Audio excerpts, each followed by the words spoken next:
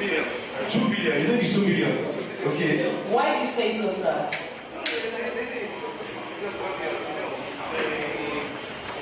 Hello, ma'am. Can you touch? It's not given as 2 billion.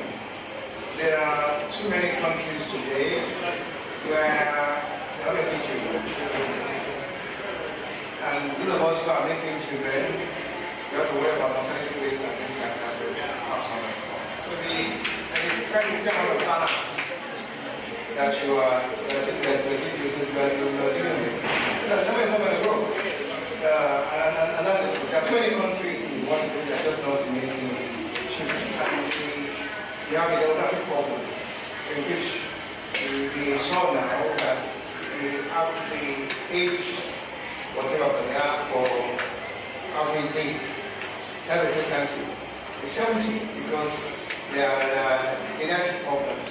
Countries like Japan, the US and so on, in England, people are living to be 80. They are not making big. Thank you very much. Please, a round of applause. It's so correct. Okay, so please. So just for you to understand,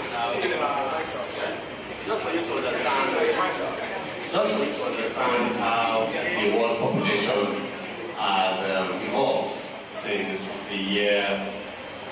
Okay, here it's starting from the year 2015 and it's taken into 2075. It's not here. These are data from the UN. But they are just, what they are trying to do here is to let us understand how population regulates itself. So if you look at this chart, on this column, we have age of people.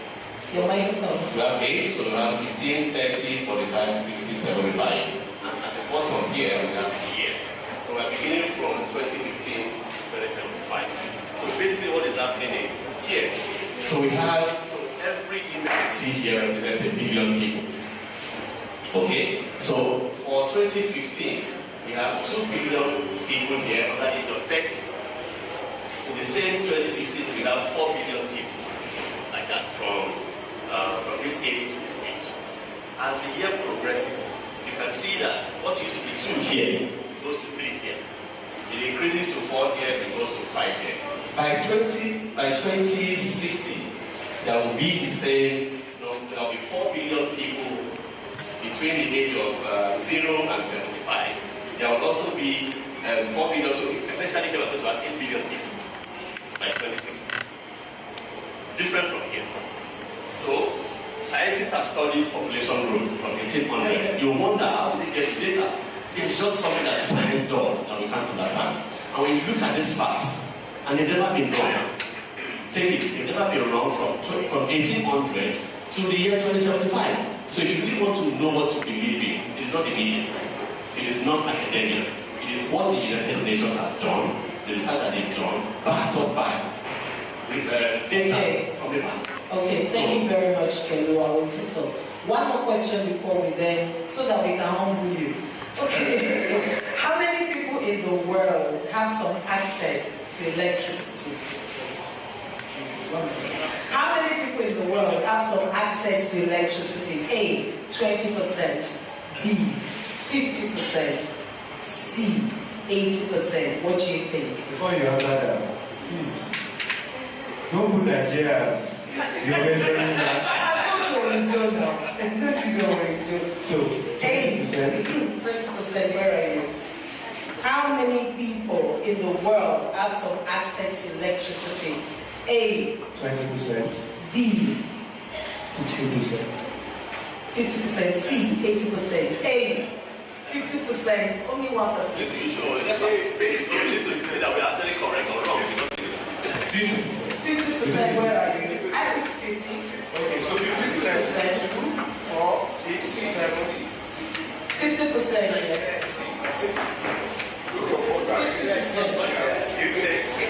80%. So who's with this calculation? Who says 80%? 2, 3, 4. Where are the 8 people? No 8. No, Okay, 1 8. Wonderful, wonderful. A round of applause for yourselves.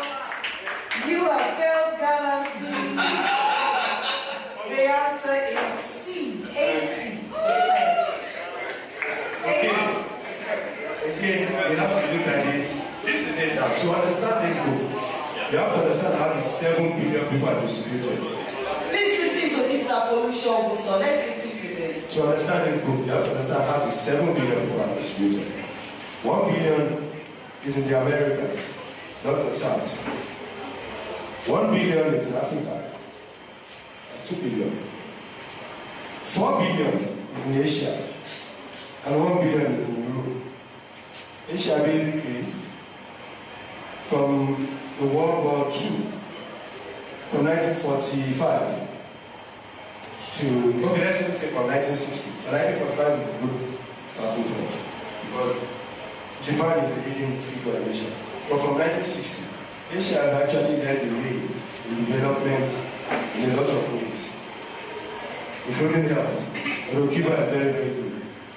If you look at development in a lot of ways across the board, Asia comprising mainly Japan, India, China. Those 3 countries, roughly, they are looking at 2.6 billion. 2.4 in the least bit. China 1.2, India 1.2, Japan 200 million, 200 plus. 1.2, 1.2, 2.4 plus 200, that's 2.4. Roughly, Indonesia itself is 200 million. So those 4 countries make up 2.6 billion there. Those 4 countries have moved further in the provision of healthcare, electricity, basic education, and improved agricultural practices. So if you want to look at data collation, the best data, you will get it largely from Asia. All right. Asia. So to summarize this particular juncture of this conversation, I'll just say this is what Hans wants us to know, that the world is improving, but it's not perfect. There's still a lot of work to be done, but we can't do that if we're not willing to see the world as it really is. And truly, the world is not Africa anymore. So that's our WhatsApp analysis every day. Quantificating our quantificating, we're so wrong because we assume a lot. Again, we need to stop dividing the world into us and them. This binary of us and them. Hans says it is us only. Us only. Then again, he says the world is not all doom and gloom as we're meant to believe in the news. And that's what Pelu has been animatedly trying to tell us, that I don't believe everything you hear in the news. Because bad news sell. And that's why you see maybe 70% of what the news bulletin is about is bad news. So some people don't even watch TV anymore, don't watch news anymore, because they're afraid, they're scared. Remember that when I started, I said you can't do critical thinking if you're perpetually scared. And that fear is one of the reasons why we cannot assimilate some things. And I said the power that fear has is in the what if. So let's move on. And let's use another name for bad news. Sensationalism. Exactly. Let's use that before. Sensationalism.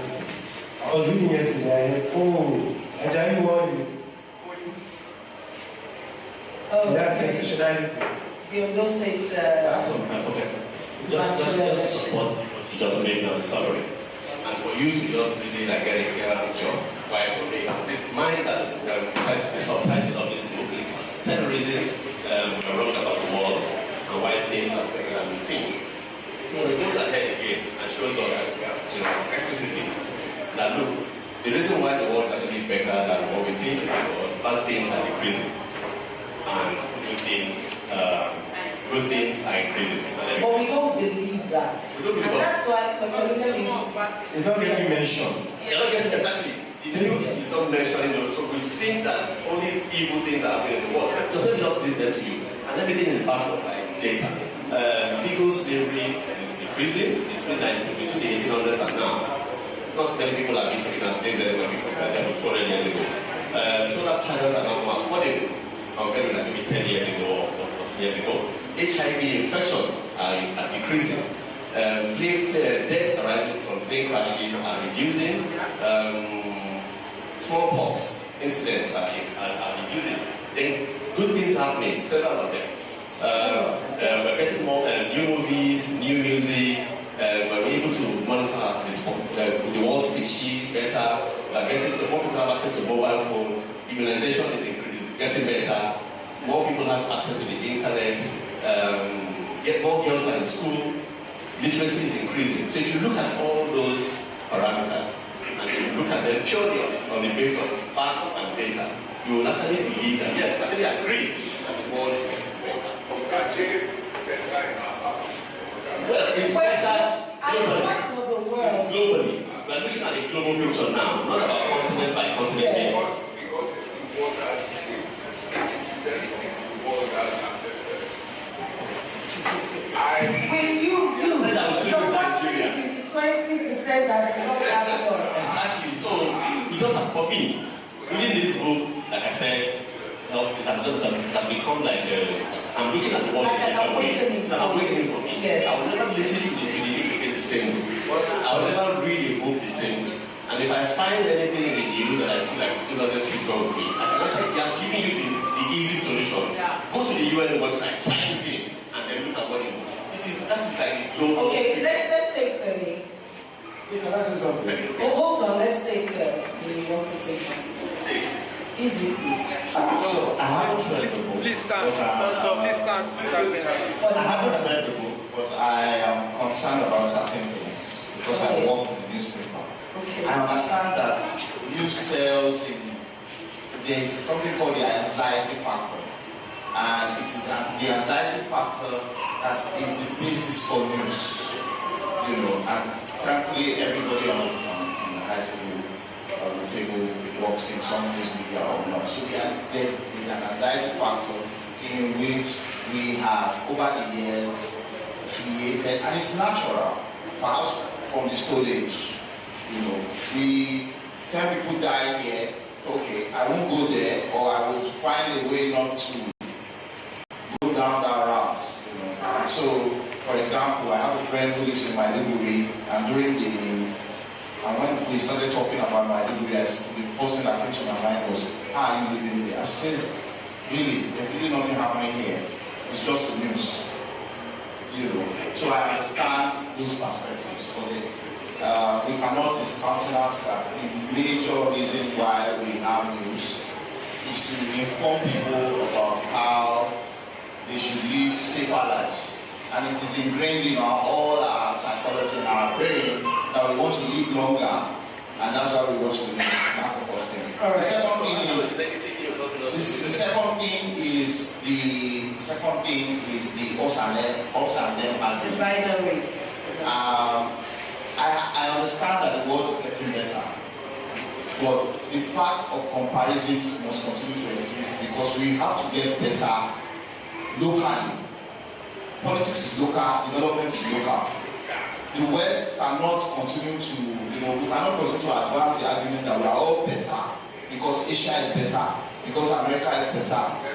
What is happening to us down here in the local communities? And so I have a problem with the discountenancing the us and them argument, because if they are better and we are not better, then there's a problem.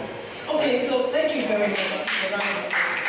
Now, this is what I would like you to do. Because there is an assemblage of thoughts about this book on YouTube, I think you should drop that one also, so that the conversation can expand. Because this is how it is done. When you drop yours, then somebody will come and respond to it, and then we can take this from the African point of view, from the continental point of view. Because what Hans Rosling has done, and I think my panelists will agree with me, is to do this. He's warned us against generalization. And yes, the data is there, but we assume the data is not there. But you can attack or defend the comparison, the us and them Bible, to say this is not true for those of us in Africa. But you see that point about this, I believe it. Sensationalism. Let me come. We have 10 minutes more, and we have not covered all there is to cover. So I'm going to take us to the 10 instincts that the author talked about. He talked about the gap instinct. He said these are the 10 different instincts that people often share. People believe them, but they skew our perspectives about the world, especially our tendency to focus on the extremes. So he talked about the gap instinct, the negativity instinct, the straight line instinct, the fear instinct, then also talked about the generalization instinct. I think, Femi, you should find this book and read that one. And the destiny instinct, as well as the single perspective, the blame instinct, and the urgency instinct. So I'm going to come to you, Mr. Commissioner. Which of these instincts resonated with you when you read the book? I think two.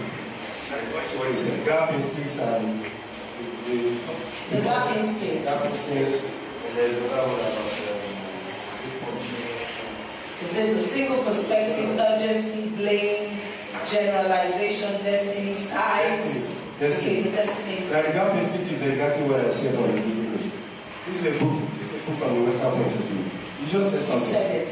There's nothing, like I said, there's nothing Africa. No, let me rephrase that. The parts of Africa that this book are level one. Level one is bottom line. People that cook firewood, people that work through the farm 10 miles away, you know, they have my basic things. Now that still exists. And I'll go to the reason why. So my first visit to Abuja, that was 2 years ago, I went to a party in Mararaba and I saw I just went to that 2 years ago. 2 years ago. Yeah, but No. I know it's in Nasarawa, but you see Abuja. This part I'm talking about is in Abuja. You know why? Yes. You know why? Because people live in Nasarawa, in Mararaba, and work in Abuja. So it's easy for people to think it's part of Is it by they are not very expensive? There's an African church there. You're actually going to describe, just go straight. But this is Abuja, not Nasarawa. What I'm trying to say is there were stacks of firewood. Yes. When I mean stacks, taller than I mean like a story and a half. No, the ones in Lagos are not. This is timber cut in the firewood. I've not seen that before in Lagos. Now that still exists. You've not seen that in Lagos? Yes. Where have you been going? They are available in Lagos. This time, not the charcoal. Firewood. Jimmy in Oshakpa, London. London parts of Lagos. Anyway, what I'm saying is that this is juxtaposed next to new buildings, new 5-story, 6-story buildings, new developments.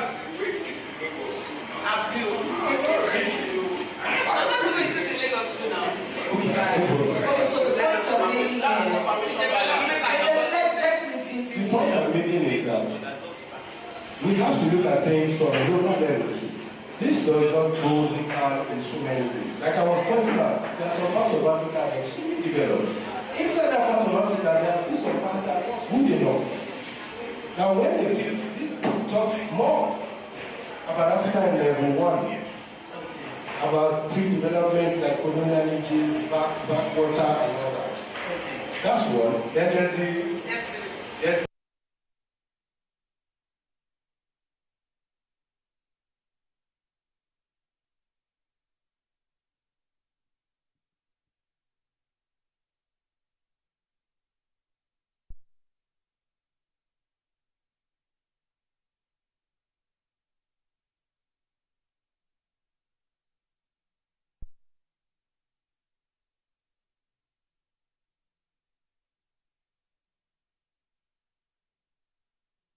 trying new things, and we are trying new things. Let's look at Lagos. The RT Park is just right there. Just across the bridge there, there's that high-speed train that Lagos has set up. You might think, oh, It's not high speed though. okay, it's speed. It's on speed. Let's not miss it. Okay, it's on speed. Now you might think that okay, it's not something interesting. Until you get to Broad Street, you hear the small buses saying train station. People that live in Okoko, they don't miss those things. It's a straight 45 minutes journey, or 50. When that thing was coming up, people were like, what's going on, what's going on? For right now, we have accepted, at least people that use it, accepted it, and they work more. Okay. So that culture thing, culture we can't change, no. Africa, but even Asia is changing. People are having more kids now. India, they are having less kids, but they are going to education. So culture, technology is changing people's minds, and that gap is thing, that gap in our own, they can't catch up with us. Maybe Africa does not need, just like China, maybe what China was catch up with Europe. China wants to develop on their own level such that US cannot be a threat at any point in time. Okay, We too are doing like that. let me stop you there and come to Peru. Which of these 10 instincts resonated with you? We heard about the gap instincts and the destiny instincts. For me too, the gap instinct was also one or two, and then there is also the negativity instinct. For example, in the gap instinct, the point he was making is, you think that, okay, again, this man didn't just, he also knocked his own country. He knocked his Scandinavian country too. Just so that you can see that, look, I'm not just talking because I feel like I want to run down a particular part of the world or not. Sweden, he centered his own family. He centered his own family in this narrative. He centered Norway. And at some point he said, look, I don't need to make Norwegians sound bad, but they should have some very funny reasoning. So he kept on going from one society to the other, trying to let you see that, okay, you may think that things are bad, but look at it in this light. It is actually better. Okay, and it says, for example, and I want to get an example that China. They say we live on, most of our people are poor, we live on $1 a day, $2 a day. But we some of the most expensive phones in the world. Nobody will ever imagine that we could afford a Samsung 3 or something. iPhone, whatever. So do you think that poor people can afford that? When people come into this country, they say the kind of phones that we use, how do you afford it? We are supposedly living in a poor society, but we can use the very best phones. And it says, please be cautious. Because, and it was addressing the business people. If you have that assumption, then you're going to lose a major part of the market. And it says it here. Yeah, it said, look, in a particular level, my colleague said something about level 1, level 2, level 3, level 4. After summarizing, it says, look, in a particular level, there are 5 billion potential customers out there improving their lives in the middle and wanting to consume shampoo, motorcycles, menstrual pads, and smartphones. You can easily miss them if you go around thinking they are poor. So you think Africa is poor, Nigeria is poor, we can afford, but this is some of the best things. The yesterday 2025 will come on Nigeria will get before anybody else. So there's no way the world is going to be balanced throughout. There's never been a balance in anything in the world. There will always be the poor people, there will always be the very wealthy people. The world exists in those two extremes. But the gap instinct says that you can't just say it's either this or that. It's very fluid. So be careful when you get any sort of information. Engage it, interrogate it, that will just start me. And then come up with your own answer. Then there is a negativity, so let me just go to the other negativity one. Okay. And essentially, the news, like you say, they wired us to be negative minded. We are always heading towards the negative. And so, because we are so focused on that, 80% of the time, we think that the world is bad. And it says, look, they are both bad and they are better. The two can coexist. This is the best getting bad. But when you look at it, compare with what happened 200 years ago, they actually better. Thank you very much. A round of applause to our panelists. Can you all take So let me do a quick recap of the 10 instincts for you to tickle your fancy and get you looking for this book. You actually should read this book.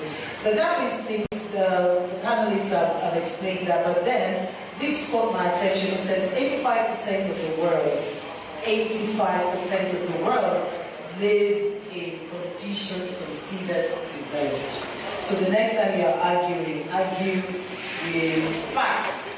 Negativity instinct says negativity catches attention, and so things are not as horrible as we make it seem in the news.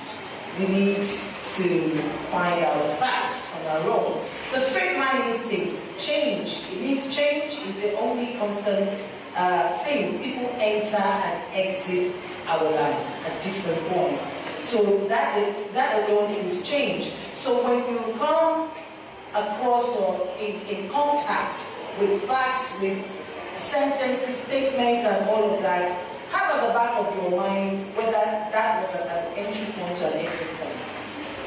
Okay? You may want to read that book to understand better. The fear instinct, a little bit of fear is good. A lot of it can make us paranoid. So the next time you're hearing about cholera, Ebola, and COVID, Don't get paranoid like I did during the COVID season. I practically unsubscribed to the cable TVs because I was alone and I was assimilating a lot of these things and I thought the world was going to end. In short, I thought that if I stepped out of my door, death was waiting by the door during COVID. So I just stopped watching BBC, CNN, and all those people. It was terrible. So, but then, factfulness is telling us to step back, just as when you said. So then there is a size instinct which tells us to avoid getting things out of proportion, that you only need two magic tools, and they are comparing and dividing. So I come back to the comparison you talked about, Femi. So then we go on to the generalization instinct, which talks about not putting people in a box. Like, just throw away the box. Okay? Then there is the destiny instinct, to believe that the past will predict the future and that change is slow. No, it's not. Just as the panelist has told me about, 10 years ago in Lagos, we did not have that train. Water transportation wasn't this advanced, and we didn't have as many roads as we have now. The other day, I was traveling by train to Abeokuta from Lagos. We took another road, like a bridge down, and I said, they said this is not going to be Lagos.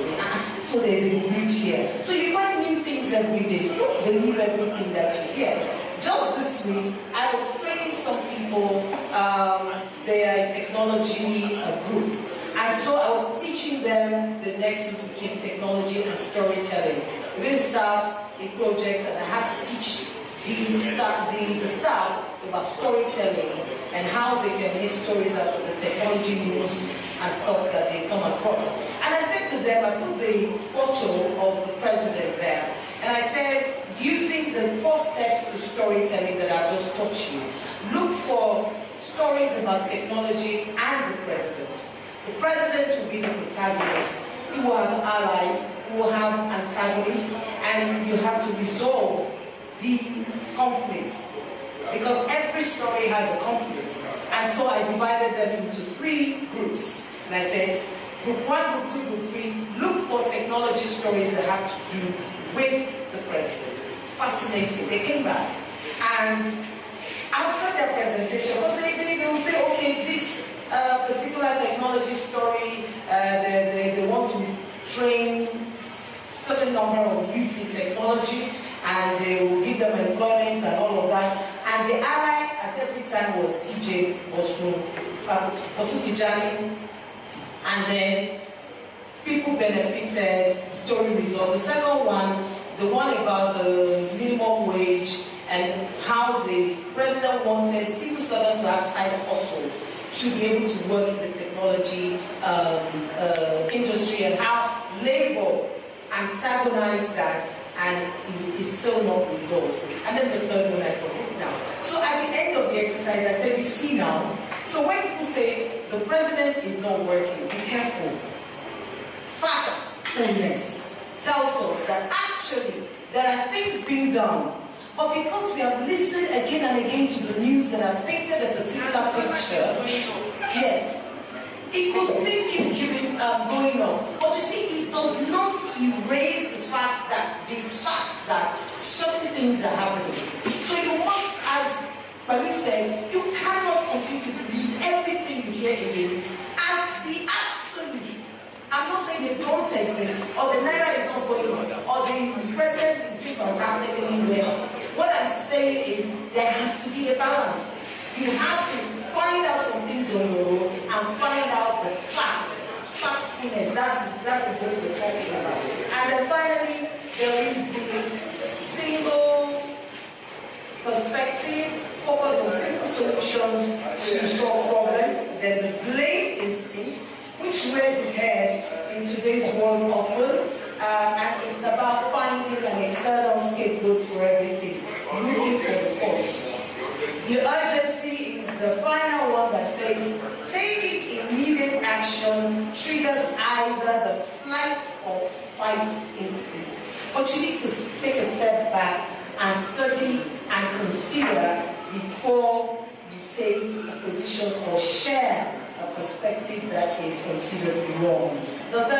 answer your question about the urgency instincts. Okay, so that is the 10, those are the 10 instincts: gap, negativity, straight line, fear, size, generalization, destiny, single perspective, blame instincts, and lastly, the urgency instinct. I'm told that our time is about almost up, so I'm going to come back to the panelists to ask again, in concluding this panel discussion, what would you begin to use regarding this book?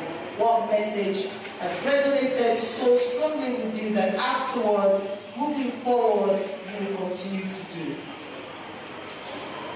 When you use data, you should always take with 2 ways. So I take it from this point and I use it. What can be my end result? Because there's always the fact that there's the possibility that you know it. There's always something missing. Or there's likely to be something you don't understand. I can just share it. That's one. Number 2 is that the data is not as good as the data is. It might not tell you all the picture. It might not tell you all the picture. That's where comparison comes into place. So you should always have comparison. And the size of it too. Okay, this one is so big, this must be the right one. Necessary.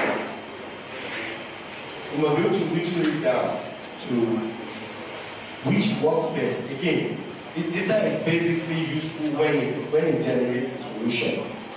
But that solution is not one-stop shop, it's not one solution for everything. But you must be able to get solution by using data to address if it's a problem and you want to address it. The data you get or the data you are working with, which should not be from one source.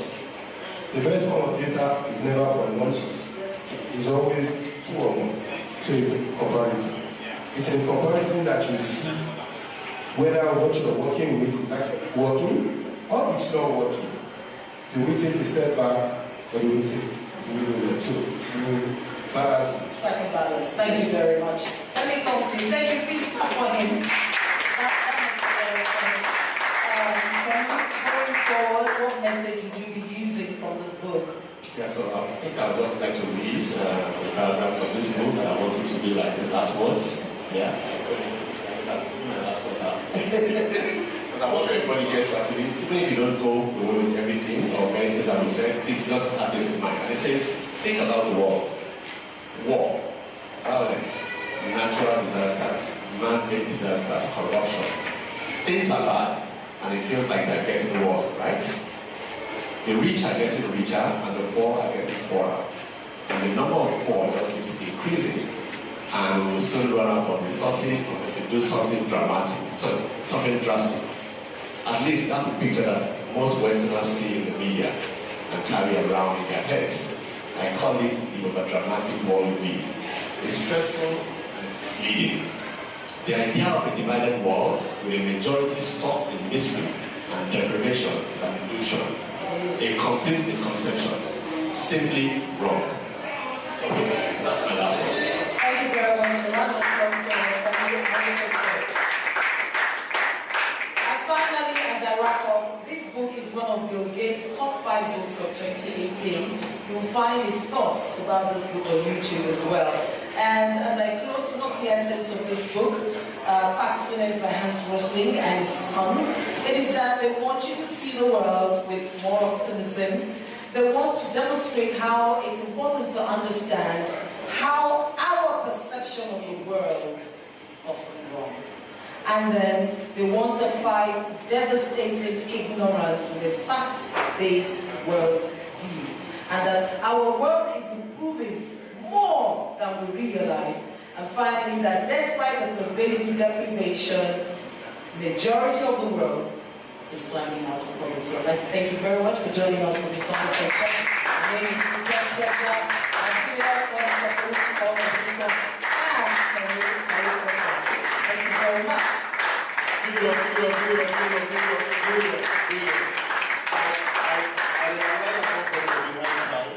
But because of the fact that the discussion was so fascinating, I had to pause to enjoy the whole conversation. Fantastic. I'm not even yet. And the next program we have is the Torah Stampede, and we know the significance of that to the entire festival. And you bring us for child memorial, so you know, fully understand what the Stampede is all about. And I think that we will Stampede you, we're going to be the first Stampede, is anything like that, So the next conversation this girl with that. A lot of people remain here with us. I'm part of that. It's going nowhere. Let's appreciate you. Before we finally leave this stage, I'd like us to have some group photos to take a memory of life. Yes, you can do it.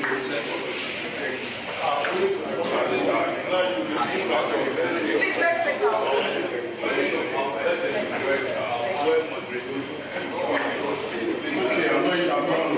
Okay, it's my main part. All right. I'm not interested, but okay. Let's have a very quick okay. Hello, look there. This way, sir. Everybody. Okay. Thank you. This way.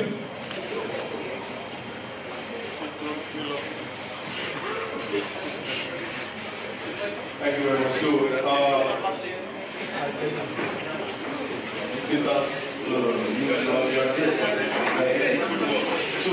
like I said earlier, everyone on the panel, the last panel, has to remember. He's around, so I'm going to introduce him right now. But before I introduce the lead speaker, and this speaker, I'll just quickly do a content in the conversation. So, right now that tourism has returned to the cultural ministry, what shall we advise the cultural bureaucrats? It's not easy. A review of the Ministry of Cultural activities so far and looking ahead to each new mandate with the addition of tourism to the minister's portfolio. The lead speaker at this gentleman is Mr. Victor Ohai, PhD, President, Nigerian Commission of Breakout. Please, Mr. Ohai, sir. I know you're here. Please. Let me come back to this.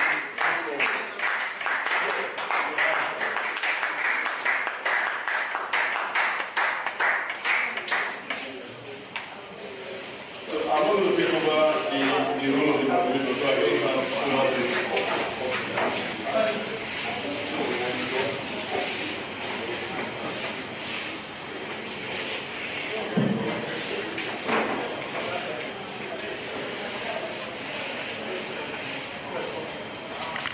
All right, good evening again. I'll not tell you welcome because all of us have been here. So this is another conversation. It's a conversation about the culture industry and the addition of tourism. So last year we had this interesting conversation, a hybrid one with people sitting here, some people joining us from across the world, and we talked extensively about the new culture ministry, the new health person there, and what we should begin to expect in that industry. Fast forward a year after, we're back to continue that conversation, given the developments such that tourism has been added to that culture, that portfolio. So this is going to be interesting. How do you bring the two together? Will it work? Will it not work? Do we have what it takes? I mean, what about the stakeholders? Are they aligned on this? Will this be successful or not? You already heard two people already seated, but I'm going to have to introduce the other panelists here with us. Of course, leading that conversation last year was Dr. Victor, gosh, he's lacking. Dr. Victor is also here today, the lead speaker today. Joining us is Dr. Ademola Aziz, a visual artist, former provost of Yaba College of Education. Can you kindly please give them a round of applause?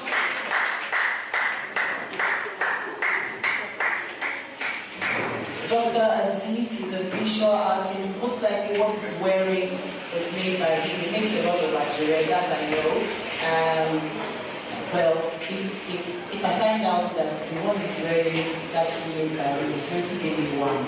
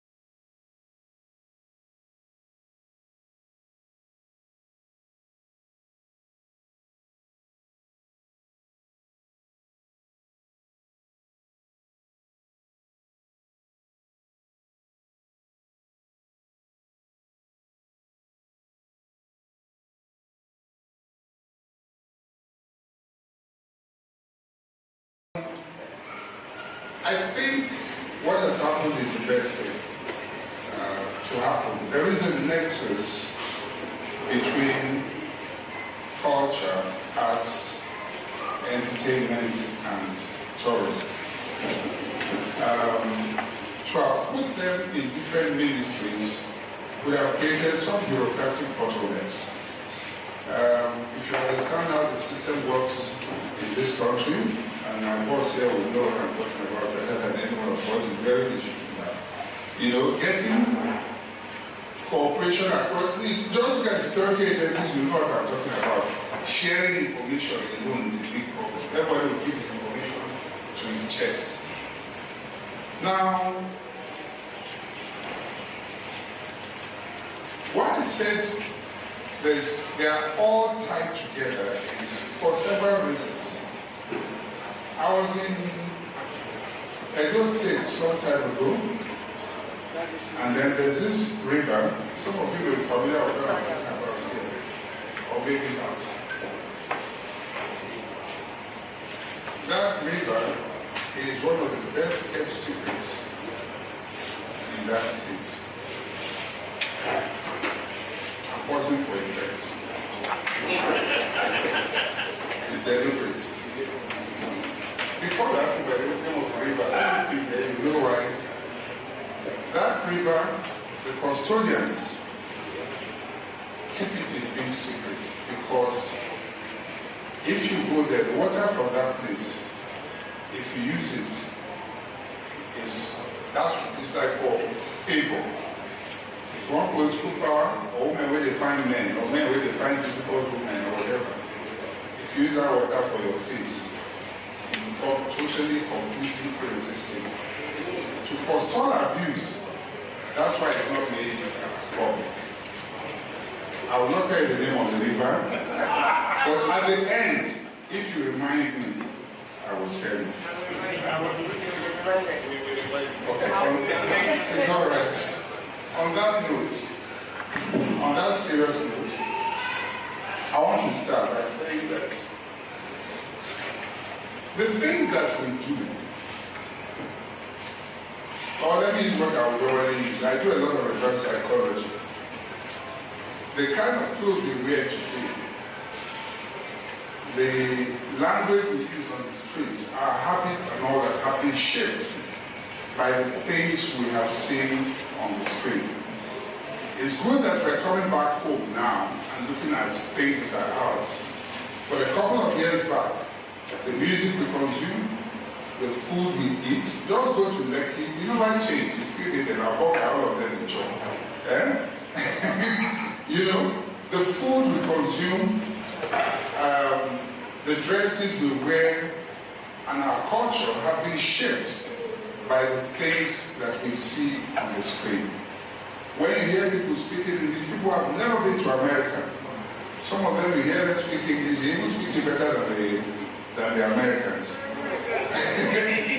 You know, so our thinking, our lifestyle, the way children address their parents, the way they interact, has largely been shaped. All of these things have been shaped largely by the things we see or read.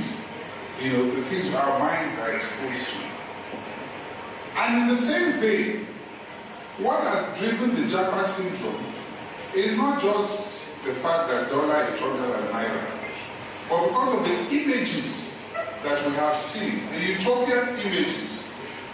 When you see pictures of Hollywood and Los Angeles, nobody will show you what downtown LA looks like. Believe me, if you go there, I don't even know what to say. I don't know where to mention in Lagos. Some of the worst places are even better than it for those who have been to those places. But they don't show you all that. And what does it say? That there is power in some of these images, in some of the things that we're exposed to. Now these are the kind of things that our culture, our arts, our films, and the entertainment that we give to the world, these are the kind of things that they help to shape. I've seen white people, now they mention fufu. We they call it fufu, but it's alright, they can say fufu. They call the first thing they want to eat is jollof rice. Hold it. I hope you're not stopping me. Okay, thank you. So they talk about fufu, they talk about you know, some of our dresses and things like that. There are some I personally witnessed. I've been in some African country where the screen is on, you know, a Nollywood movie is playing, and then someone faces the image, just pause. I didn't know that the person sitting there was a tailor or a designer. Exactly, that's what I'm talking about. So we're exporting our fashion, you know, through, you know, the things that we project. Even our books, nearly everyone I've met who is literate around the world has read Things Fall Apart. Nearly everyone I've met who is literate, whether they're Americans, they're Africans, they're English or whatever, many of them have read Things Fall Apart. They have encountered our culture and tradition from what they have read. And if they have not read Things Fall Apart, then they have read Chimamanda, they have read Shonika, and they have encountered our culture. What does that say? It tells us about the power that we have in our literature, our culture, our arts, our music, and I didn't talk about music, but I don't want to overflow it, you know, and our movies. Now, how does this tie in with tourism? You know, I talked about the Japa syndrome. More often than not, you see these things. When you talk about a place like the Gambia, for instance, let's not deceive ourselves. A lot of these white women who go there, just sex tourism. They see images of those young boys, on the beaches, and when they go back, when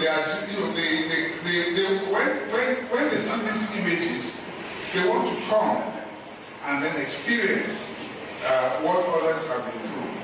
Now, we can be more deliberate about some of these things if we understand the impact and the effect that these things can have. And this is where the issue of the ministry comes in. We can then be very, very deliberate. Power without control is useless. Water, ordinary, like a dam, it can be destructive, it can be productive. It's productive when you make a dam, you can then use it to generate electricity. You can use it for agriculture, irrigation, and all that, because it is controlled. In the same vein, the power that we have right now, our Afrobeats, our movies, our literature, our fine art, and our fashion, even our architecture. If we have these things, our arts and all that, we're housed in one place, we can then be very deliberate about the way these things are projected. The Americans certainly are. The kind of movies you see, there are many useless movies that come out of America, but the ones that come there are very deliberate. And then they shape how we think about America. When you see the big, big guns, they never lose any battle. And so the rest of the world is afraid of them. And so we can shape how we are perceived by the way we engineer how we are seen and the kind of things that we project. Which means that under the ministry, for instance, we can, the kind of movies and the kind of things that we put in our movies, and this comes to the issue of access. If we have access to Obudu Ranch, for instance, we can sell Obudu Ranch as a tourist resort. If we have access to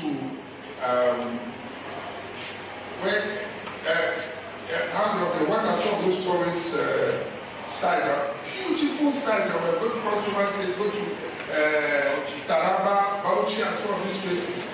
The things that you see, flora and fauna that are found in those places, they take movies to so many places only because they don't know what we have. Recently, I did something. My community, where I come from, a place called Fuga in Edo State. I've been talking about it. I said, we have wonderful locations there. I'll use that as an example before I close out. There was something I think I was really, really deliberate. I've been talking about it, and finally I was able to get one very big production to come to the place. But before I came, I spoke, and I'll tell you what it meant. I spoke to the President General of the town, nobody, like we have somebody who is like, Then we have the local government chairman. Then the other way, as it's called, the traditional ruler, and some of the others. I said, this thing is coming here. These people must be as comfortable as possible. They must feel as secure as possible. Whatever they want, they must have it. John Sharp said, from the minute they came visiting, first of all, the hospitality was, James Omokwe was the director of that project. You know James Omokwe? And that project is in excess of over 200 million. It's a very big production. From the minute they came in, is it food, they spoiled them with everything. In fact, when they came correctly, the local government tried to say, look, for the 7 days they came in the hotel, for it is paying for them. What I'm saying is very significant here. And I'm talking about ease of doing business. Do you get what I'm saying? You make people comfortable, make them feel welcome. We provided security. Local vigilante was with them from the beginning till the very end. Before they complain about anything, it is dealt with. They had the best experience I can tell you anybody can ever have anywhere. You understand? And because of that, many people, the actors who were there, the producers themselves, and some people who were on the set, some did videos, and when that movie comes out, you will see it. And then they had an opportunity of seeing the beautiful sights in the place. Now, it's when the movie comes that people will see and say, wow, where was this shot? And when they hear where it was shot, it automatically becomes a destination. So, I think I round up with that, so please. I'm reading your body language as well. So, the lesson for this is, we must be deliberate. You need to provide security if you want tourism to thrive. You need to be hospitable, okay? You need to make sure that the people who are on ground are also trained and welcoming. That way, and I also say, and when you do that, when people come, expose what you have. And when you expose it and the world see what you have, then they can keep coming back again and again and again. So now that we're a house-run place, we have an opportunity to not only tell the world about the kind of music that we have, show them the kind of sights and, in short, the kind of sights and sounds that we have, the kind of beautiful fashion, beautiful people that we have. When we're able to show them, then the door opens for people to keep coming back again and again and again. Tourism thrives on storytelling. And the story, I don't have enough time, but the story will then spread. Let me rest at this point.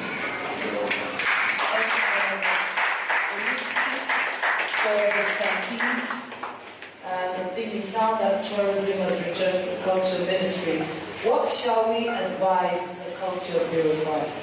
And that's the question. Sorry, before that, because I don't know if I will leave in a hurry. You will not. The answer I was going to give, I don't know if I should give it now. Give it now. No, please don't give it now. Please give it when I come back to you. Okay. Because we don't want to exhaust all that you had to say. So I'm going to go to Belua Officer now. I mean, you have done tourism for more than 10 years. You've won international awards. You write for Lonely Planet, one of the world's best travel platforms. You have toured Nigeria, you're touring West Africa. I know that you have insider insights into the huge tourism potential in Nigeria and the sorry state of tourism in Nigeria. What do you think of the return of tourism to the culture ministry? What would be your advice to the bureaucrats? Thank you very much for that introduction. For me, my first disclosure, I'm actually writing an opinion piece on that and shortly to be published. So, you see, the thing is, I don't think we should label ourselves as Ministry of Tourism and be added to the Ministry of Culture, Arts and Creative Economy. We've had a Ministry of Tourism and something else in the past. The only time we didn't have a Ministry of Tourism in anything was when we was government. So the current president came and said, let me do it as a ministry for tourism. The problem is, you name a ministry of tourism and anything, and then you put people who can deliver those ministries. That's the problem. So it's not about whether that's crazy. You can watch. It's been taken off now. This new ministry has now joined to the other one. We always had something tourism, except for the 8 years of war. Let's now watch whether there's going to be a change, whether there's going to be a moving in the medium. I mean, a moving of the medium, the leading in this whole thing. It's not going to happen. It's not about titles. Why do you think so? It is not going to happen. Okay? Because we see tourism as something you just appoint somebody to head, and then you just take it as an opportunity to just occupy an office. I've worked in Federal Republic and Togo for the past 10 years. I don't know who the Minister of Tourism is, the Minister of Culture is. But you can see something happening. You can see something happening in those countries on a daily basis. And you can see them getting all the traffic. Okay? If you want to keep on, I feel a little bit agitated because this country has so much Dr. Hyacinth. You keep on beating around the bush. You keep on taking 7 steps forward and 8 steps backward. And we think tourism is going to move. Nothing is going to happen, like I said. We have all the things that makes a country a desirable country for everybody in the world. Nigeria names monuments. We have dozens of national monuments. They are all rotten. It's a shame. So changing the title of a minister or having a ministry join one time. It doesn't solve the problem. Go all over the country. The monuments have been territories. Okay? So I will not bother about the whole ministry. But I'm going to say this not because of Joshua Hussein is here. One of the best things that I think the current president has done is to appoint a new set of DGs into all. Not tourism for 10 years, I've done tourism for 20 years. Okay? So I see the new crop of DGs. I've started with a few of them. And I can see something happening already. You don't need to know who the DG is, you just need to see what is going on. Go to the museum now. You can do a tour of the museum gallery because now there's a 24 hours of electricity. Because there's a new DG who feels that this should not be like this. The new DG of the CBAC, she's already replying, she's working, she's telling me, well, I knew I had it, she's telling me what she wants to do this year and next year and a few years from now. Just 2 weeks ago, I was at the National Theatre. I met the DG. She was also telling me the plans they have to open the National Theatre next year. It is not about time, it's about action. So all these things that we are doing, debating about ministries, contact, that's not the solution. It is to have people who can deliver. I can see it in the DGs. I can see it in the ministers. We've had a DG of the National Tourism Development Association for almost 8 years. Before it became the National Tourism Development Association, it was National Tourism Development Corporation. This man got an appointment for 5 years. He didn't do anything. Okay? He said he wants to fight so that the institution can do something. Okay, he succeeded in changing the name to NTDA. Nothing has happened since then. He has not done anything to impact on the local tourism. October has just ended. He just had a crazy bad season in Nigeria, in Lagos.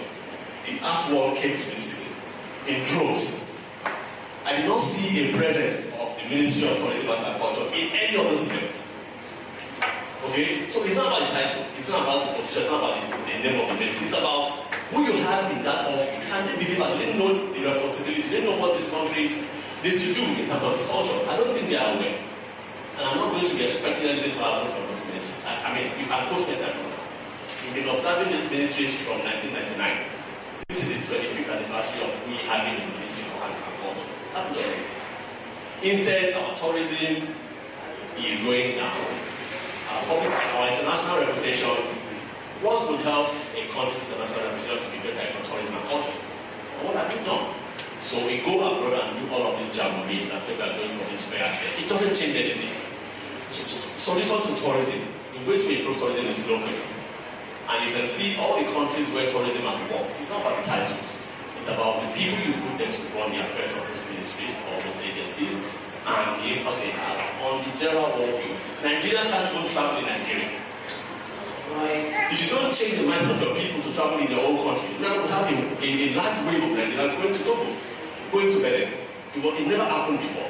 But they try to travel in this country, it's impossible.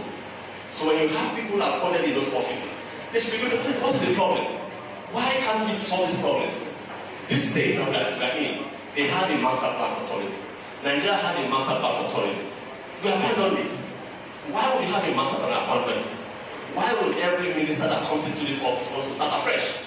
That's what they do. They want to start afresh and get some glory. It's never going to happen.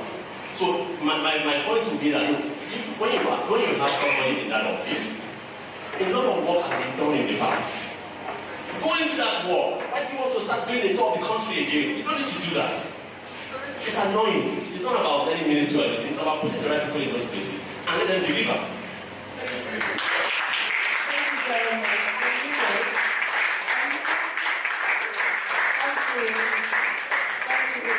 I knew Pelu, our professor, would be emotive about this because I know this is an area he's so much invested in. He's worked in this for more than 10 years, as you heard him say, about 20 years. And I know the pain points for him, not in the wise of T-pain, but I know the pain points.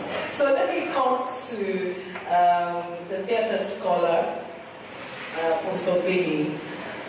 What would be your question? What would be your advice to the bureaucrats? We heard from Dr. Hyde, we heard from your professor.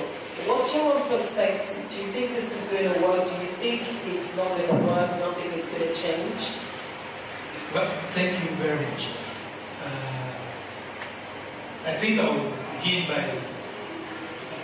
discussing the reason for the return of tourism to the culture ministry. I mean, it used to be together.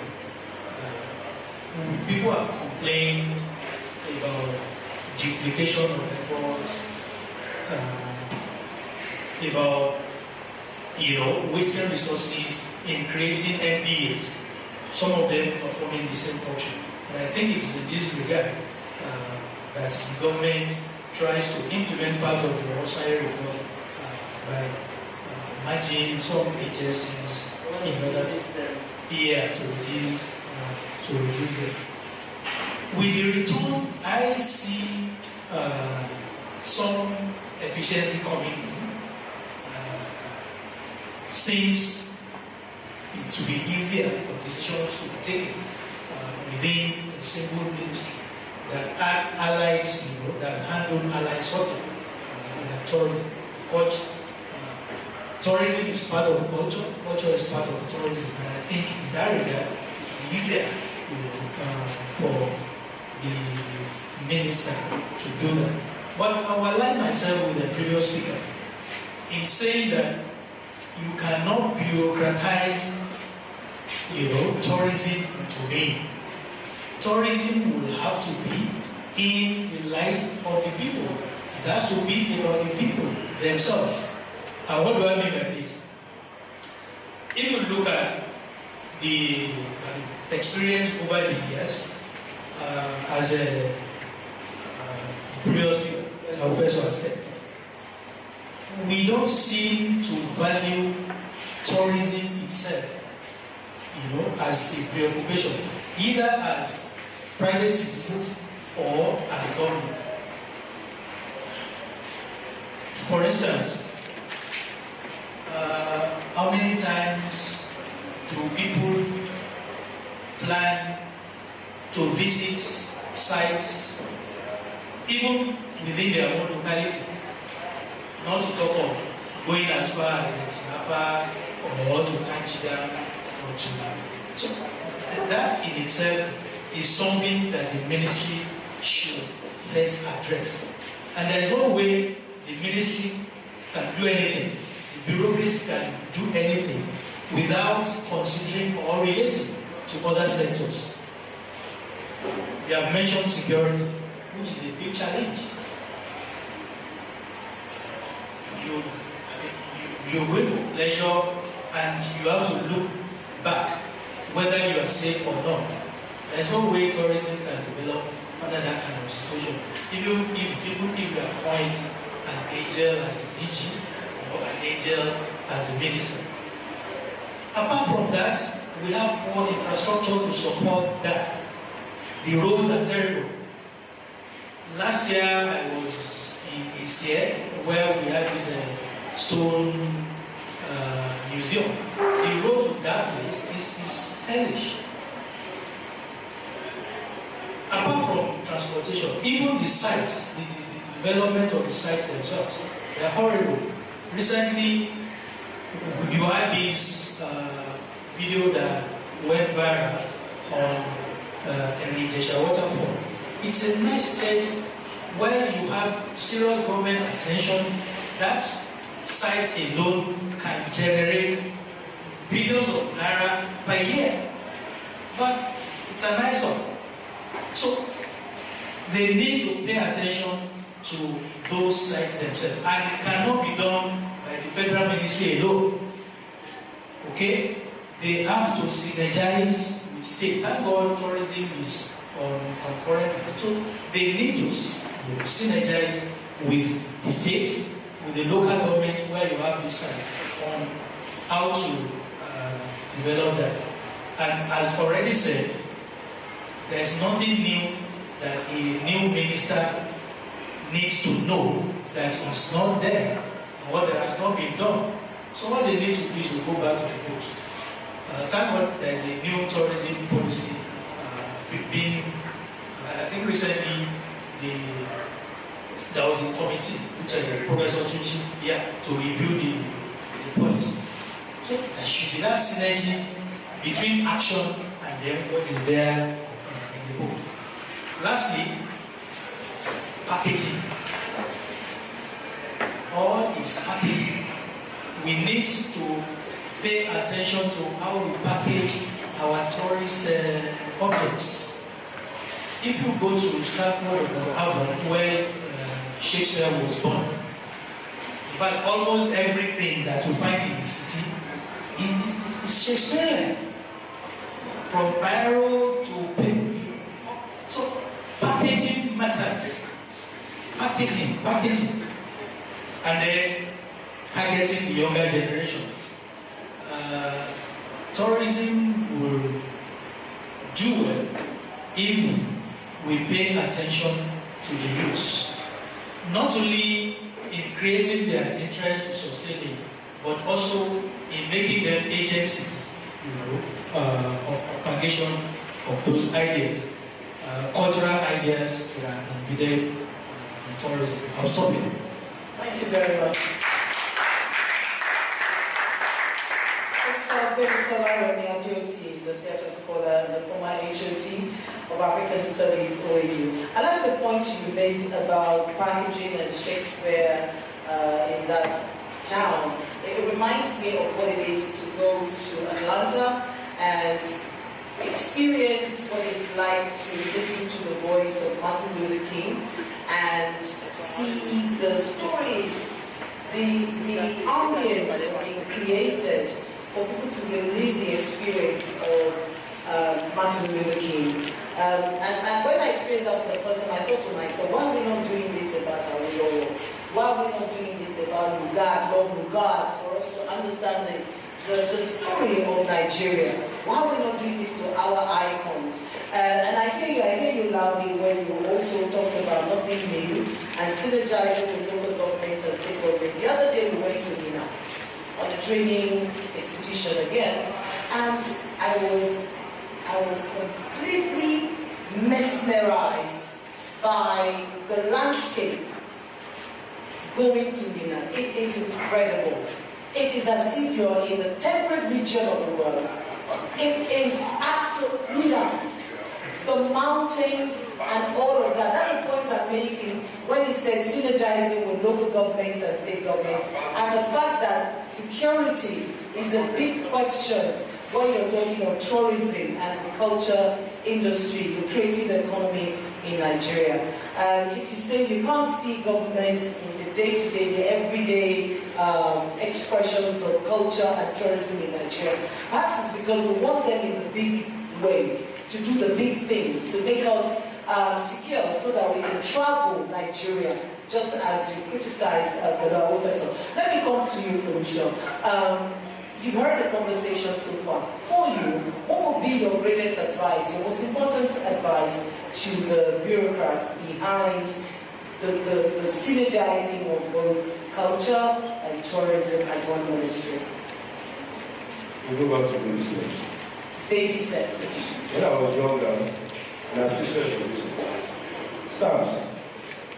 People don't write it at the time, but Nigerian stamps have this, they always had something about Nigeria. When I was younger, I used to see postcards. Okay, I'm going to London or something at the airport, you see postcards of that country, wherever it is. I've never, okay, let me know if I've never. I can't recall the last time I came across a postcard that had something about it. Okay. Digital, fine, no problem. You can always do that. Digital, that's where technology, culture, business, government comes into. There are a lot of Nigerian tech calls, they do all this technician, hackathon, tech something. Which one of those tech things or tech, whatever, is the cultural ministry coming in front of them? Okay, you just mentioned something about where to now. On your phone, you can actually do a panoramic view of the place.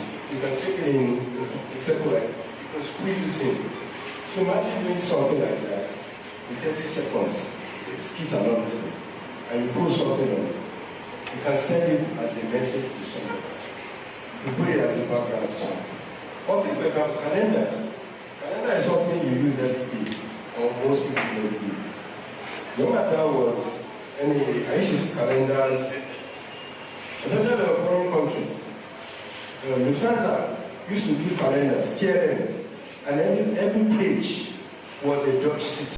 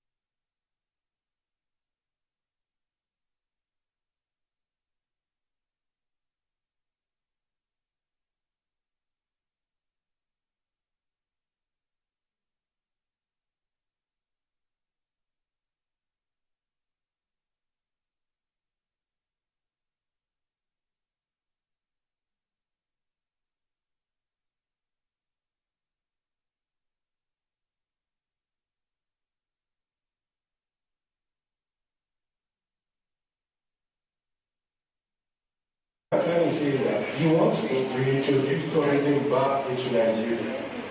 There are so many challenges. Due to those challenges takes a lot of effort. Start off small too.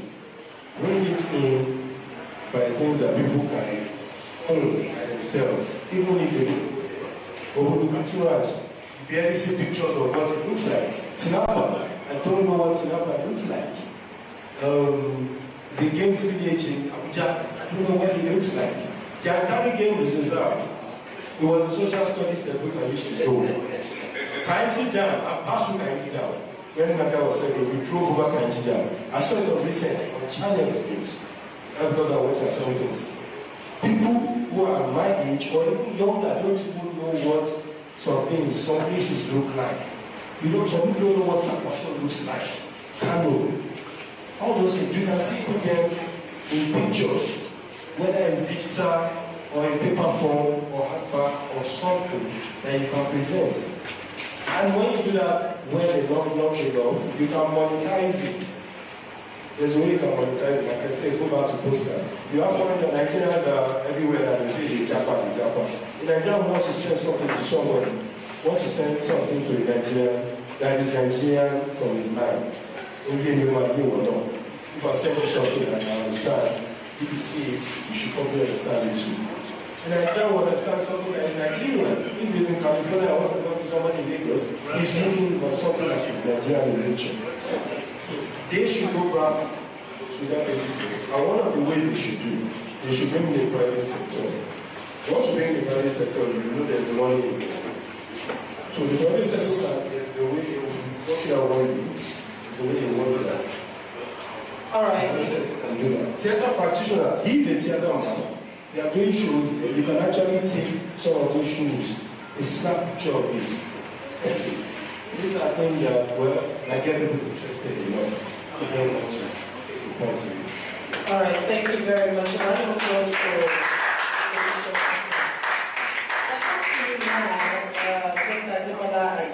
for former provost of Yaba College of Education. You're a visual artist, so you're part of the creative economy. You're part of the creative economy. So, in your view, being a visual artist, what would be your advice to those behind this synergy between the tourism sector and the creative economy and the culture of the industry? Yeah, thank you very much. So let me also do a speakers to say that for the touristic industry that are just added to cultural industry is not new because they are all like what we call Chinese twins, concept thing. And that I also feel that our cultural organizations will also engage the military because the policy document will be there, but they need to be engaged, especially the parastatals.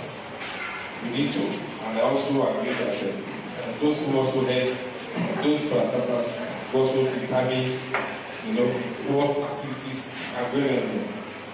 So we have CBAC there. National Theatre, National Gallery of Art, I'm a visual artist, and I can say that National Gallery of Art, for example, as I'm talking to you now, is located in the ministry in Abuja. That's where they operate from. That's National Gallery of Art. So we need to be more engaging, and that so that the bureaucrats at the Ministry of Tourism and Culture will know what they are supposed to be doing. And Lagos State should also be used as an experiment for tourism. I don't know, we've been traveling to Dakar every 2 years, Dakar per day. I don't know what big festival Lagos State supports or organizes, in the name of Lagos State. I can't find it. Understand? We thought the noise about Lagos, then we are the tourist attraction centers in Lagos. So many of them that we can say yes. And if you look at all the states in Nigeria that I'm not a security expert, I know that for now, if you are looking at one of the states that is not secure, Lagos State is one of those states. So why can't we also start, so that other states can also copy that, and that our institutions should also create tourist attraction centers. If I go to really like that, where is the tourist attraction there? If you come to their college, if you go to Yabate, we should be able to, create some of these tourists. We can now package them for the world to use. Yes, all these things are happening. There are so many places we can showcase. So we need to engage the ministry, the broadcast, because the running of the ministry to the broadcast to the civil servants, so to say, we may not get the best results that are also required. So that's just one. Thank you very much. Round of applause. What I've heard from all of the speakers are that, and I'll start with Dr. Aziz, is that you cannot leave the issue of tourism and the culture industry to civil servants. It's not to civil servants, but you just think that they're not. Mr. Akesho says civil servants are bad people. I was a civil servant.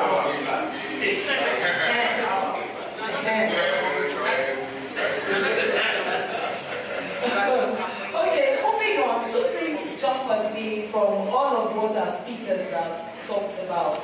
And the most important and significant of them is about the local community. And my question is, do we even understand what tourism is at the local level? Because we see, I don't think we're tourism people, because the way even we, everyday people, approach tourism is like, what is all this? So if you're talking of the local communities and the importance attached to anything tourism. For instance, let me start with Lagos. At some point we had this festival, was it festival now? I think the 50th anniversary of Lagos or something like that. And Lagos had 50, were monuments all over the place. Just about a year or so after, we started seeing a dismantling of almost all of these monuments. Most painfully, the boats at particular intersections in the city, and then outright removal of some, like the one in Maryland. So you see some of these things are just, and you begin to wonder. You talked about continuity. And you also talked about continuity. Why is it that when these individuals then get into governance, we then begin to undo what others have done before us, or start again? You talked about baby steps. When are we going to go into adulthood? And how are we going to tell our people in governance to not undo what others have done. As Pelu said, we've been doing this for about like 2 years now, and there is really nothing concrete. I'll come back to you in a minute. Yes. Thank you very much. You are bringing it to the house. Not just to start bringing it to the man. Okay, let's hear from the big speaker and then I'll come to you. So thank you very much. The reason I brought the Fuga example Yes. is that we can start in our little communities to begin to do things. That was deliberate. You know, what I tried to do, because I chaired the tourism committee for the community. Okay? And the idea was, if you notice, there was security, there was hospitality, okay?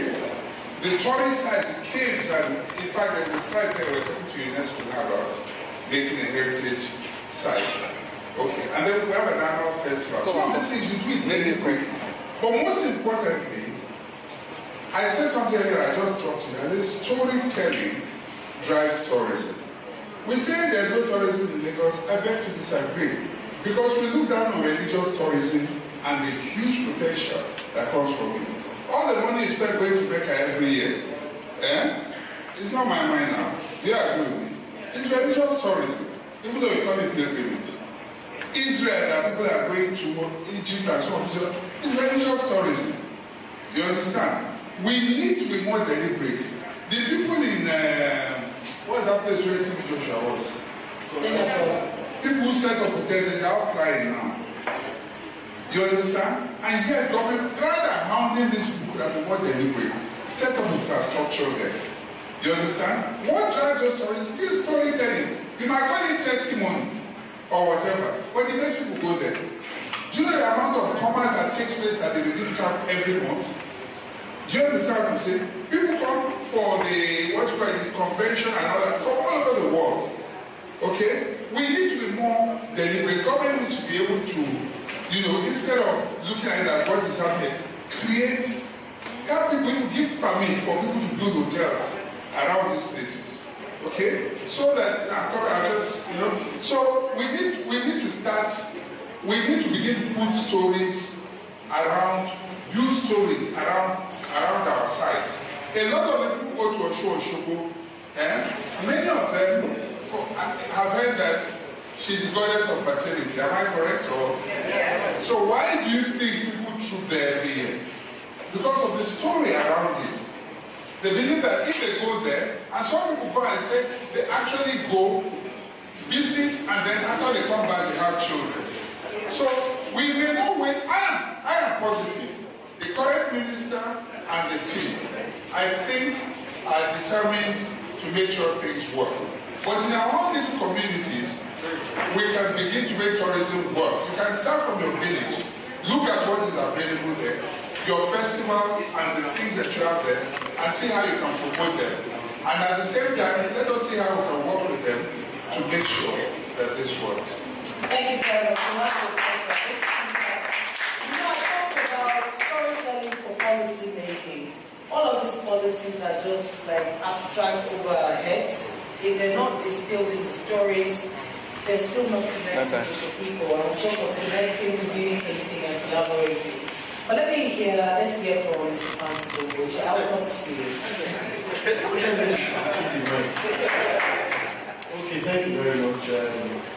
First, I'd like to congratulate and commend Labaf. Why? Every time, any topic on any subject, once you bring it to the conversation, get people and interface, share their thoughts, we're doing something very critical. Now, the second thing is that before the session wraps up, we should also hear from the general and why do I say that? Both of us, maybe one or two others from here, belong to the Nigerian Economic Summit Group, and both of us are charged with the new changes that should be in the cultural policy of Nigeria. So I think and he heads the Committee of Refuge and Culture. So we should hear his opinion but for me, just my brief intervention is that thankfully, it's not, and I think you mentioned it, it's not where it is located, it's not what ministry that it belongs to. Tourism is what all local governments, all state governors, and the president and the minister particularly should pay special attention to. And the reasons are numerous. A lot of levels how tourism goes, side by side with the economy of a nation, economy of a people. And so the thing will start from top to bottom, bottom to top. Those days, if you remember, just cast your mind a few years ago, once you enter Nigeria, you will see walks of people like Bruce McBain at the airport. You will, if you go to some of our iconic buildings, Nepal, you will see one heavy walk of Jumbo. Who are we as a people? Like when you see some of those cultural icons, it speaks to what we hold there as a people. So tourism is very important. When I was growing up as a young boy in Lagos, there are so many places you can go to. But my children, I don't know where they go to. I mean, if they want to take a tour of Lagos, actually, she wants to really be about Lagos.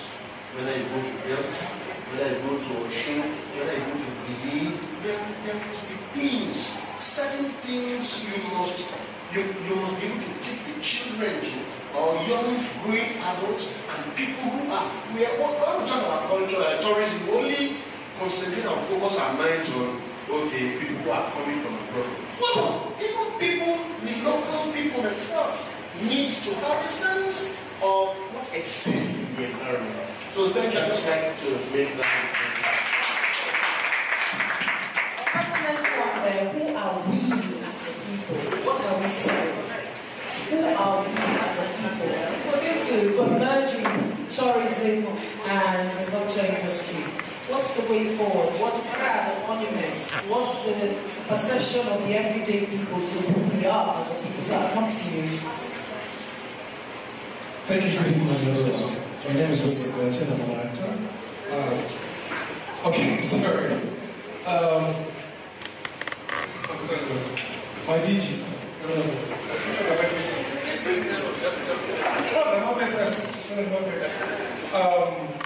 My question is, every time we talk about tourism, and culture, like one of the speakers said, tourism is culture is tourism. When we draw the line, when we bring development into place, whereby if we look at it as it is, the government actually is the tourism as it is promoting tourism. When I went to the UK, many times I went to the UK, you find out that when you go to Golden Gardens, it's a continuous process. It's not like, oh, there's a festival going on, there's an art festival going on. It's a constant. In Kentish Town, you find the same thing. And in Kentish Town, you have this massive space where you have the South African artworks designing the whole restaurant. It says owned by South Africans. So how did the British government give the South African government space to do such a thing that it is constant? All they do in that space is just food. When you see within the space, you see artworks all around, like it's going on. And when we look at the days of Fela, Makakalakuta and all that, the Awolowo Road, you're driving, you see a lot of people selling food. There's no way you disassociate food from tourism. There's no way you disassociate food from commerce. This is what holds the whole process together. When you decide to put down structures, and I hear already all in the name that you're looking for a beautiful Lagos, all you have, baseline for us, I say, oh, where do you want to go to today? Well, I want to take somebody out of Bovington out. So when we go to, I don't go to a restaurant or to a cinema. Nothing else. If one else computers is not doing the festival or is doing the show in December, you find out that every art we do, drama wise and all that, is based on a particular period within the frame of the year. But when you look at the structure of other countries, especially Europe, day in, day out, you have it there. You have the Holocaust Museum. It's there, waiting for people to come. You have Oxford Circus from the beginning to the end. The money they rake in from that is crazy. Then when you come to our home, Lagos Island here, the money they rake in from Mandilas and all is there. But for those who are coming for tourism, they can't survive in that environment because of the way they are attacked or wrong.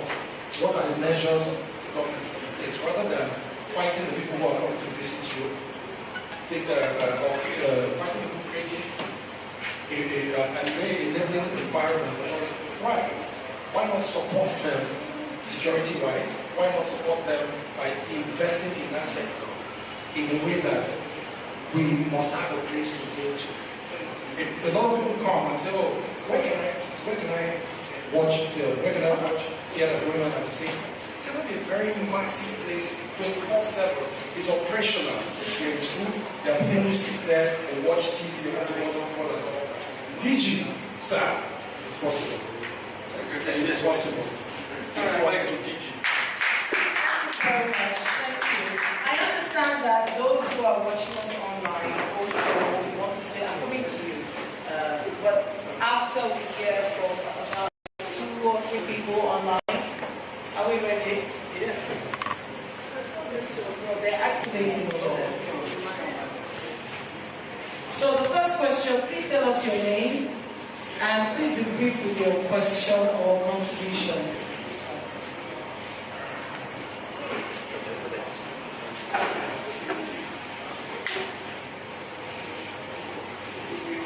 I see Professor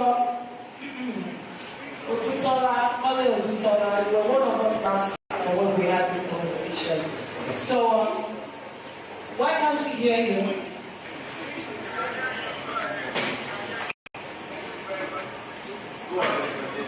Okay, we can hear you faintly. Please go ahead.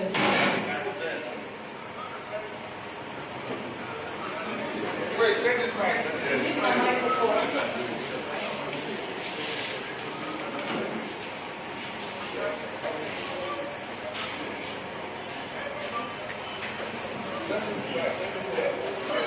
Please, can you start all over? Yes, we can hear you now.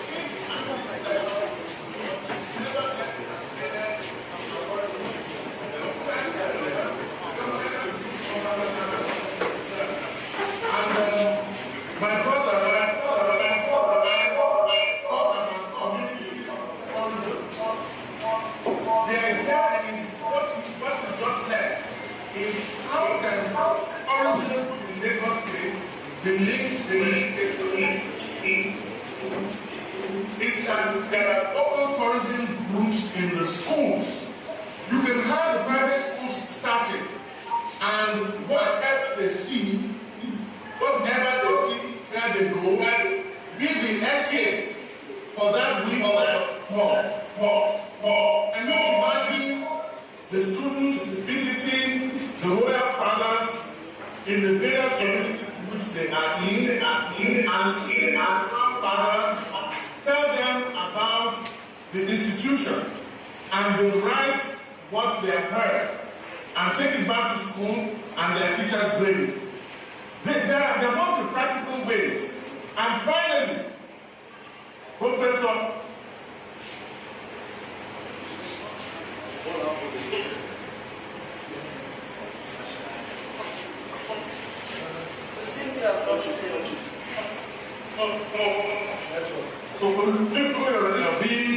that we need to disaggregate so that we can have primary tourism plans, which Impresario Peru has called the local tourism traffic.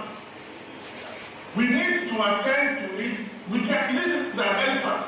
We can't eat it at once. We need to break it down into pieces. And then finally, I will beg the indulgence of Labaf and all of you there. I'm going to be charged for this. I'm ready to paper to organize a session in one of the years that will bring in the people who have a knowledge of the ministries. Because what we said today just shows that most of us do not understand what the agencies of government are supposed to be doing. If we know what they're doing, if there can be experts who will tell us what are the functions and duties of the Ministry of Culture. They can be anywhere. They can be in Abuja, if they like, they can be in Karandamuda, wherever it is. As long as artists know the responsibilities of these agencies, but like Treasure started this session, that the writer of the book put questions there and she failed it. If you want to try it out, ask how many people in that audience actually have an understanding of the mandate of the ministries, what they're supposed to be doing. I don't want to take your time. Thank you very much for this opportunity to come once in the room.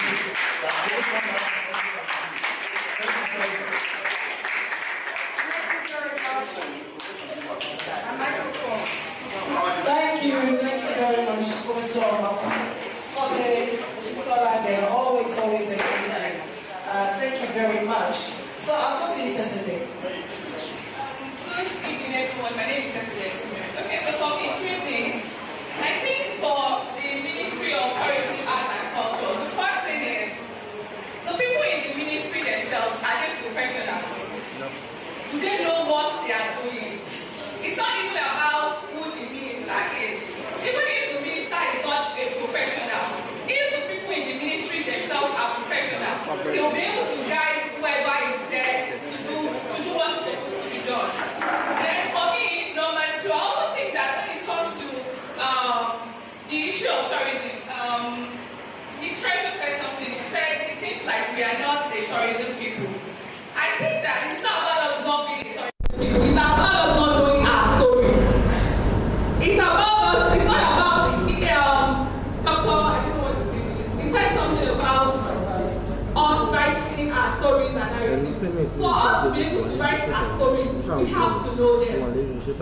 We do not see, because of the way some of our leaders deal with, when it comes to heritage, when it comes to culture, the way they deal with those things, you will understand that they do not have an idea of what our stories are. Because if they know what our stories are, we will not wake up one day and then we start demolishing.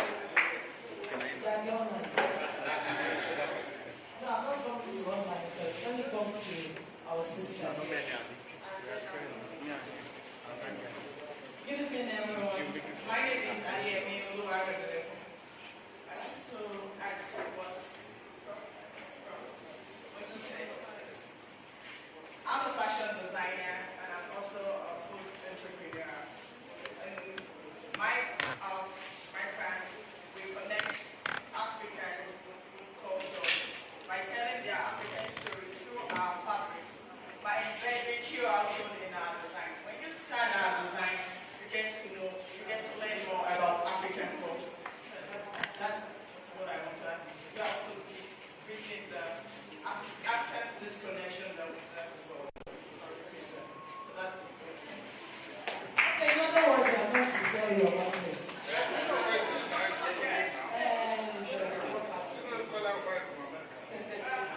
Okay, Papa, I know you.